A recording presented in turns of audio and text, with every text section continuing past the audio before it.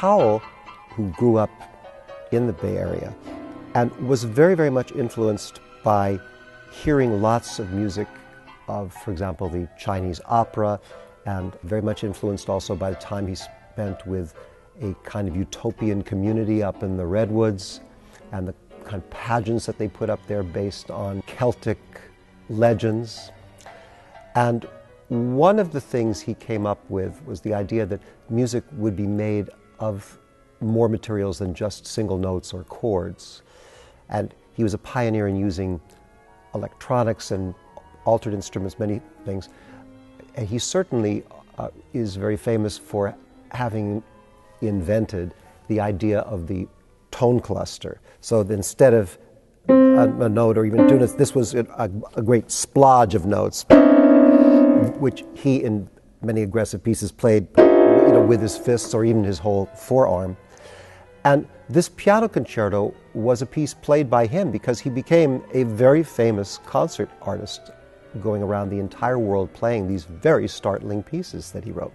And this was a piece designed for him to play with major symphony orchestras that he did. It's a big, romantic, swashbuckling concerto, except that the themes are all based on combinations of very, well, two-fisted, two-armed cragginess.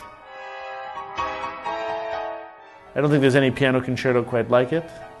And Cowell did that sort of. He loved to do sort of one-of-a-kind experiments that could never be repeated, that maybe you would never want to repeat in some cases. But this piece is really fascinating. Obviously he's doing these clusters to evoke a kind of different instrument, to use the piano to evoke certain kinds of percussion instruments, or a whole world of sounds that are outside the Western tradition of music, and quite beautiful, even though it's a lot of clusters.